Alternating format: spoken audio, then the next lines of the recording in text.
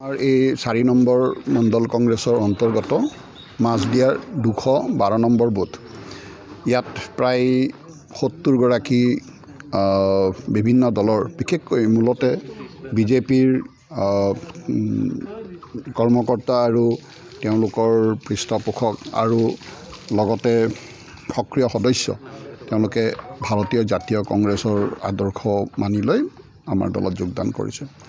আৰু আপোনালোকে দেখিছে যে বৰ্তমান গোটেই অসমতে কংগ্ৰেছৰ যি আদৰ্শ সেই আদৰ্শত ৰাইজৰ আস্থা আৰু বিশ্বাস বাঢ়িছে। হয়তো 15 বছৰ আমাৰ যি চৰকাৰ আছিল তাৰ পিছত পৰিৱৰ্তনৰ কথা কোৱা কাৰণে আমি নিৰ্বাচনত পৰাজয় হৈছিলোঁ আৰু তেতিয়াৰ পৰা আমাক যি ৰাইজে বিৰোধীৰ দায়িত্ব দিছিলে সেই দায়িত্ব পালন কৰি আছিলোঁ। কিন্তু বৰ্তমান যি দেশৰ পৰিস্থিতি অৰ্থনৈতিক লগতে যি উন্নয়ন আৰু যি সামাজিক ব্যৱস্থা যি অচল হৈ গৈছে, আপোনালোকে জানে যে আজি আনকি কবিতা লিখিলেও জেলত যাব লগা হৈছিল। কিন্তু বৰ্তমান যি এই বিগত লোকসভাৰ যি নিৰ্বাচন হৈ গ'ল সেই নিৰ্বাচনৰ ফলৰ পিছত অন্ততঃ এই ইডি CBI বা কবিতা লিখাৰ কাৰণে বা সামাজিক মাধ্যমত কিবা এটা লিখাৰ কাৰণে এৰেষ্ট হোৱাটো বন্ধ হৈছে আৰু ৰাইজে এতিয়া সঁচা অৰ্থত পৰিৱৰ্তন বিচাৰিছে। আৰু সেই পৰিৱৰ্তনৰ আজি আপোনালোকে দেখিবলৈ পাইছে যে এটা বুথত প্ৰায় 70 গৰাকীমান ব্যক্তি আজি কংগ্ৰেছ দলত যোগদান কৰিছে। মই ক'লোৱেই যে আমি বিৰোধী দলৰ আমি সদস্য, আমাৰ স্থান বিৰোধী দলৰ। সেই সময়ত চৰকাৰৰ পক্ষত থকা দলৰ সদস্যসকল যেতিয়া বিৰোধী দলত যোগদান কৰে আপোনালোকে জানিব যে ৰাইজৰ মোহ ভংগ হৈছে। আৰু বৰ্তমান যি চৰকাৰ যিসকলে চলাই আছে নিজৰ সম্পত্তিৰ দৰে তেওঁলোকৰ আৰু দেখিবলৈ পাইছে যে যি উন্নয়নৰ যি ধাৰা নোহোৱা হৈছে সেইকাৰণে ৰাইজ অতিষ্ঠ হৈছে আৰু কংগ্ৰেছ দলকে আস্থা ৰাখি কংগ্ৰেছ দলত যোগদান কৰিছে। কংগ্ৰেছ দলৰ দুৱাৰ সকলো ৰাইজৰ কাৰণে খোলা আছে। কিন্তু আমি এটা বিশেষ আমাৰ কমিটিয়ে এটা সিদ্ধান্ত লৈছে, যিসকল ব্যক্তি বিপদৰ সময়ত কংগ্ৰেছ এৰি গৈছিল সেইসকলক বাদ দি আমি যিসকলে কংগ্ৰেছত যোগদান কৰিব পাৰে সেইসকলৰ কাৰণে আমাৰ দুৱাৰ খোলা আছে। বিভিন্ন মাধ্যমৰ যোগেদিও প্ৰচাৰ মাধ্যমৰ যোগেদি আমিও শুনিবলৈ পাইছোঁ যে অশোক শৰ্মা প্ৰাক্তন বিধায়ক তথা নলবাৰী জিলাৰ বিজেপিৰ গুৰি ধৰোঁতা তেওঁ কংগ্ৰেছ দলত আহিব বিচাৰিছে। আমি তেওঁৰ কাৰণে আমাৰ দুৱাৰ খোলা আছে। আমাৰ হয়তো তেওঁ যদি বিচাৰে তেতিয়াহ'লে আমাৰ দলত যোগদান কৰিব পাৰে। ডাঙৰ যোগদান কাৰ্যসূচী কৰা আৰু বুথ পৰ্যায়ত এনেকৈ 70 গৰাকী ব্যক্তিক যোগদান কৰোৱা এটা ডাঙৰ পদক্ষেপ।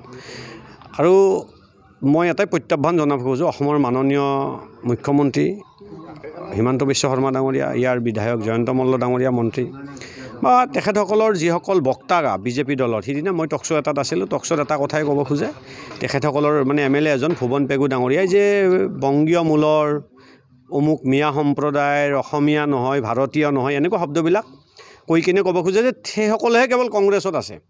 এতিয়া আজি মই ইয়াৰ পৰা প্ৰশ্ন নিক্ষেপ কৰিছোঁ অসমৰ মাননীয় মুখ্যমন্ত্ৰীলৈ, নলবাৰী সদৰ সমষ্টিৰ 212 নম্বৰ বুথৰ মাছদিয়া গাঁৱলৈ এবাৰ আহি এই কথাখিনি হিমন্ত বিশ্ব শৰ্মা ডাঙৰীয়া আৰু জয়ন্ত মল্ল বড়ো ডাঙৰীয়াই কওক। এই অসমীয়াক জানে প্ৰাণে ভাল পোৱা মানুহসকলে আজি চৰকাৰ চলি থকা সময়ত কংগ্ৰেছত জইন কৰা কথাটোক তেখেতসকলে এতিয়া কি নাম দিব? বংগীয় মানুহ জইন কৰা, মিয়া জইন কৰা নাম দিব নে সঁচা অৰ্থত বিজেপিৰ প্ৰতি বিতুষ্ট হৈ তেওঁলোকে যিটো জ্বলা কলা খুৱাইছে, যিটো মানুহক নিগেটিভ এটিটিউডত তেওঁলোকে বিহেভ কৰে। আজি মন্দিৰ মছজিদ একো এৰা নাই, মন্দিৰত ৰাজনীতি, মছজিদত ৰাজনীতি, এইটোৰ ঊৰ্ধত থাকি সঁচা অৰ্থত এখন সোণৰ অসম গঢ়িব খোজা ব্যক্তিসকল একগোট হ'ব খুজিছে। এয়া তাৰে আজি প্ৰথম পদক্ষেপ।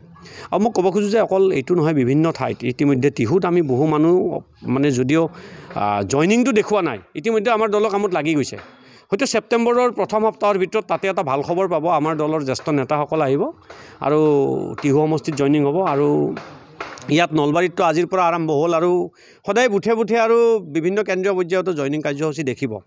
মই এটাই মন্তব্য দি শেষ কৰিম, অহংকাৰৰ পতন আৰু সত্যতাৰ জয় আজি এই 212 নম্বৰ বুথৰ পৰা আৰম্ভ হ'ল। কথাটো হ'ল অশোক শৰ্মা ডাঙৰীয়াৰ এইটো প্ৰচাৰ মাধ্যম বুলি নহয়, তেখেতে নিজেও কৈ আছে যে মই বিজেপিত নাথাকিলে কোনোবা দলত নিশ্চয়কৈ যোগদান কৰিব আৰু আমি স্বাগতম জনাম ধৰি লওক সেইটো হ'ব যাই আছে হয়তো ভগৱানে কৰক যে অশোক শৰ্মাৰ দৰে মানুহ তেখেতত আমাৰ দলত আহক কিন্তু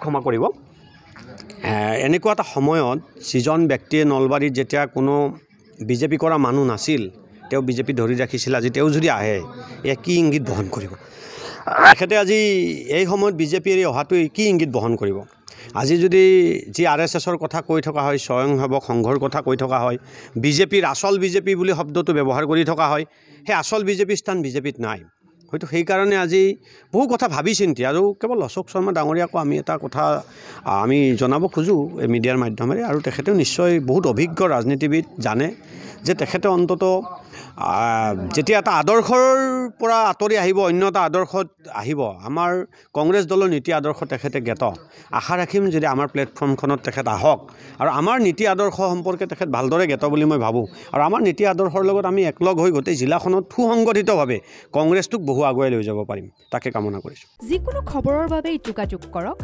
7099017330 আৰু 7099017110 নম্বৰত